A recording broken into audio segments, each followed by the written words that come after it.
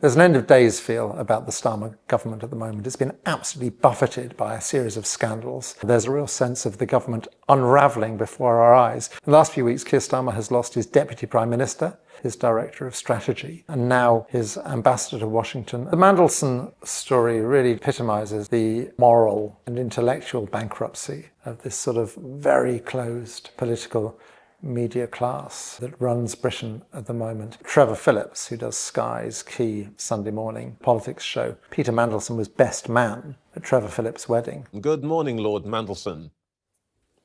Good morning. Robert Peston from ITV is now saying, oh, why weren't questions asked? Peston had Mandelson on his show, didn't ask him a thing about Epstein. What he asked him about was the Labour MP Andy MacDonald having used a version of the expression "from the river to the sea, Palestine will be free." Your colleague Andy MacDonald, who used that phrase, which many people think is anti-Semitic, "from the river to the sea." Do you think he was too slow to remove the whip? Not in the least, no. Kathy Newman and myself were always very frustrated, having revealed 6 years ago that Jeffrey Epstein referred to Peter Mandelson as Petey. It was always quite extraordinary. You would see Mandelson interviewed again and again. He was frequently in the media and eventually, of course, got this plum job in Washington. He was never queried on it. It was a question he was never asked. Pleased to say Lord Mandelson is with us. Thank you for joining us, my lord. Firstly, the sort of elephant in the room here is that Mandelson was a master of the dark arts. I'm now the Dark Lord, by the way, not the Prince of I am now Prince of Darkness. As you can see, I exude light, transparency and bonhomie. They appointed him to Washington not despite this, it's because of this. Precisely because he was the type of man he was, that they thought he'd be useful for dealing with Trump. That's why they appointed him. What a beautiful accent, too. I'd like to have that accent. Thank you. My mother would be proud. Here you have a man who has spent a lot of time with Epstein. Who knows what Epstein knows about Mandelson? Jeffrey Epstein clearly had connections in the world of intelligence. Very, very likely he had connections to Mossad. You can certainly see how the whole thing could ring alarm bells from a security perspective. The security services did raise concerns about the potential appointment of Peter Mandelson, Lord Mandelson, as ambassador in Washington, as Britain's person in the US. However, Number 10 overrode those concerns and appointed him anyway. It now emerges that Peter Mandelson and he were very close friends, and they were spending Christmas together. They seem to have spent Epstein's birthdays together. Jeffrey Epstein had 2 massages a day from underage girls. It's very hard to see how anyone could spend any time with Epstein without realizing the centrality of underage girls in his lifestyle. The revolting thing about the birthday book, Jeffrey Epstein's lifestyle, is clearly a sort of inside joke. Peter Mandelson's entry is 10 pages long. He's taken the trouble to put 10 pages together. Pictures and then little statements underneath. He refers to Epstein as my best pal. That's under a picture of Peter Mandelson in a bathrobe sitting chatting to Jeffrey Epstein. He says, "We love you," at the end of it. There's also a reference to Epstein's wonderful houses, which he shares with his friends, and then in brackets, yum yum, which is an extremely strange and rather disturbing thing to have said. When Epstein gets into trouble with the authorities in 2007, 2008, Mandelson is one of, no doubt, many men he turns to for help and advice. This is the extraordinary thing. It's not just that Mandelson maintains the relationship. Mandelson is intimately involved and is advising Epstein on how he can fight these charges against him. These are emails from Mandelson to Epstein. And this one's February 2008, when Epstein is fighting the charges against him. Mandelson, you are fighting back, so you need strategy, strategy, strategy. Remember the art of war. And then after Epstein is finally convicted, far from distancing himself from Epstein, Peter Mandelson writes, "I think the world of you, and I feel hopeless and furious about what has happened. I can still barely understand it. It just could not happen in Britain. You have to be incredibly resilient, fight for early release, and be philosophical about it as much as you can. Everything can be turned into an opportunity, and that you will come through it and be stronger for it. The whole thing has been years of torture, and now you have to show the world how big a person you are and how strong. Your friends stay with you and love you." where does this story go from here? Firstly, there continue to be very awkward questions for Keir Starmer to answer about what he knew when. But I think it ripples out beyond that. There's a couple of stories that have just not been picked up on at all. People keep talking about how Mandelson maintained his relationship with Epstein after he had been convicted of the crime of molesting young girls. Now, we've known that for ages.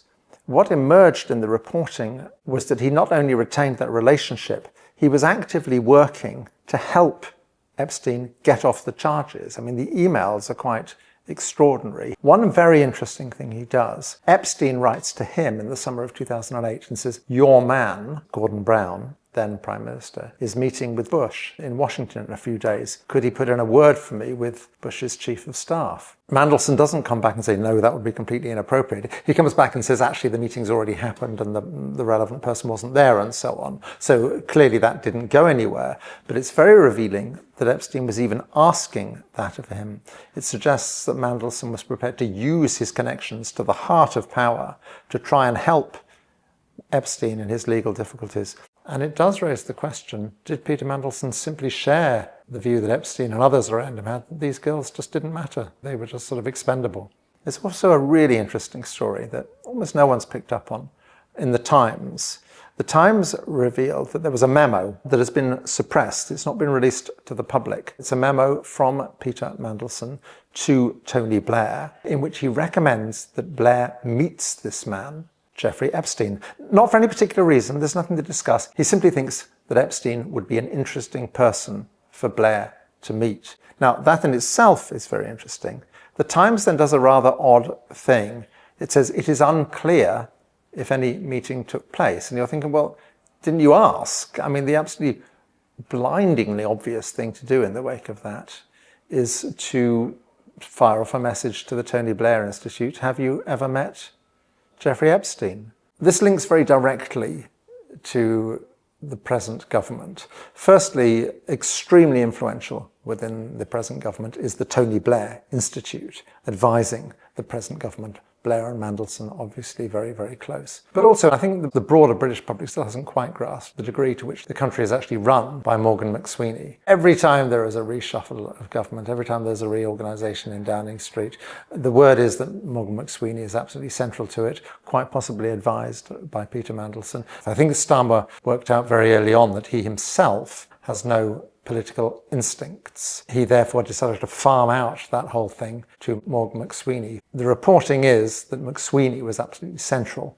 to getting Mandelson appointed and for sticking up for Mandelson throughout, which certainly calls into question McSweeney's political instincts. Mandelson is widely reported to be McSweeney's mentor. McSweeney is basically mini Mandelson. He is the person he sort of models himself on. So this scandal takes us right to the very heart of the Starmer administration. This idea that Starmer is now putting out, goodness me, how could I possibly have known I was misled by Peter Mandelson? We're very sceptical of that because, for starters, in our film in 2019, we exposed the links between Mandelson and Epstein. We interviewed this very interesting man. He was an anonymous interviewee. He appeared in silhouette with his voice disguised. Very interesting man, very, very wealthy man. Had some interesting connections with the intelligence services himself. A good friend of Epstein's.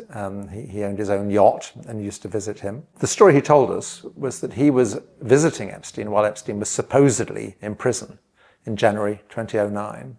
The phone rings, and on the other end of the phone is this gentleman who Epstein keeps referring to as Petey. And it's only as the conversation goes along that our source realizes this man is Peter Mandelson. And it's quite clear that he and Epstein are very, very close. The content of the phone conversation is interesting as well. Mandelson is calling to ask Epstein to fix up a meeting with a very, very senior banker in New York. And Epstein agrees to, and the meeting is indeed arranged. Petey wanted to meet Jamie Dimon, who was then the chairman of JP Morgan. And by the time he said, yes, I'll sort it out, put the phone down, and Petey turned out to be none other than the Secretary of the Board of Trade, Peter Mandelson. I was astonished that a British cabinet minister at that time, probably the most powerful man other than the Prime Minister, was calling Jeffrey in jail to make an appointment or to seek an appointment with a very powerful banker in New York. When we put this allegation to Peter Mandelson, his response was he could not recall this conversation, which is revealing, it's not a denial.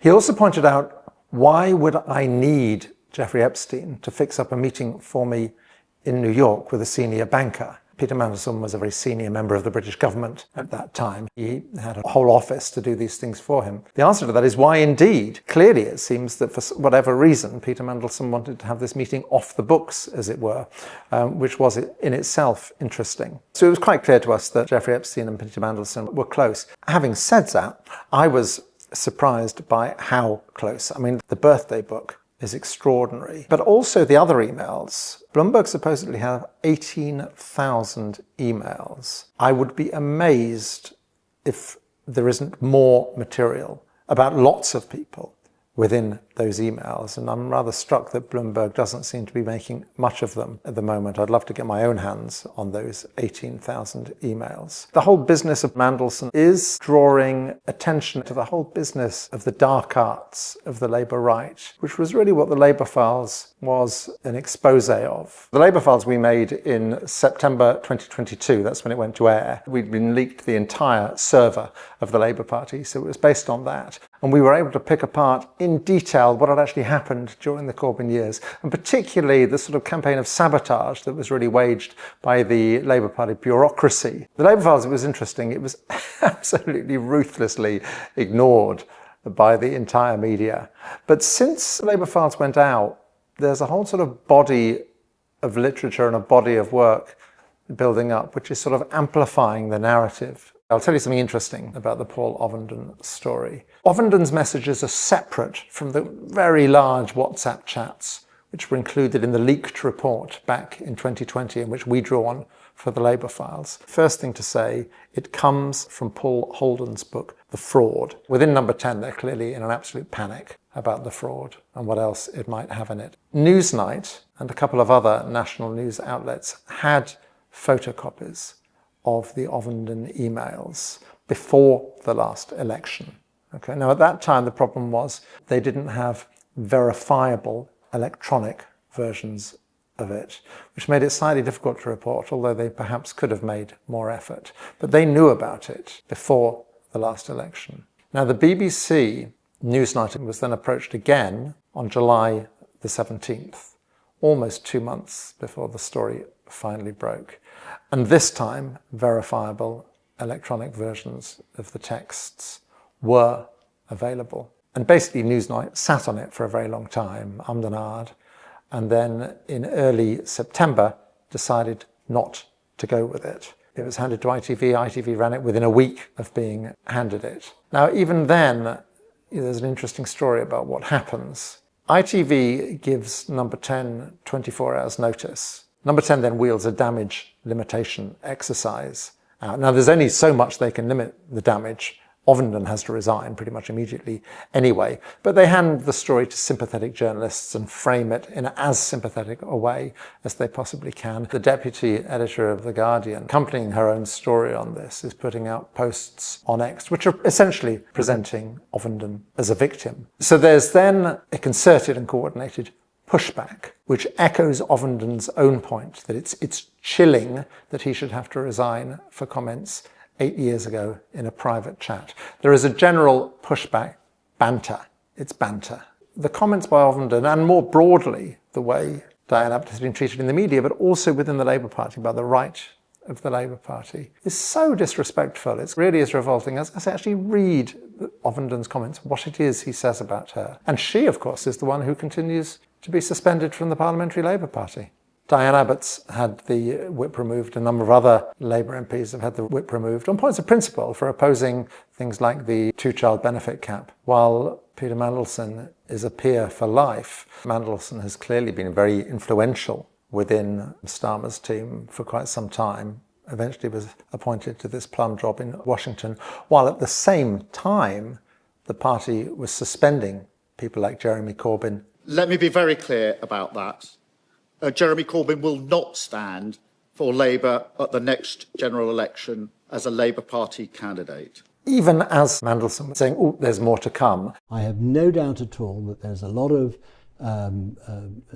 traffic, correspondence, emails, exchanges letters between us. Absolutely. And we know those are going to surface. We know they're going to come out. We know they're going to be very embarrassing. Starmer was standing up in the Commons to defend Peter Mandelson. The ambassador has repeatedly expressed his deep regret for his association with him. He's right to do so.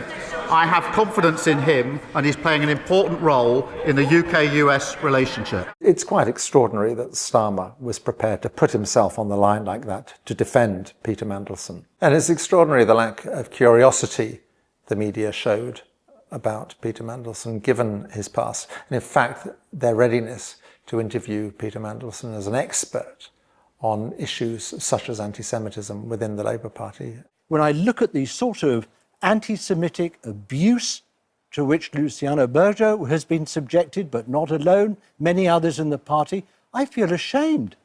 I feel actually quite morally compromised.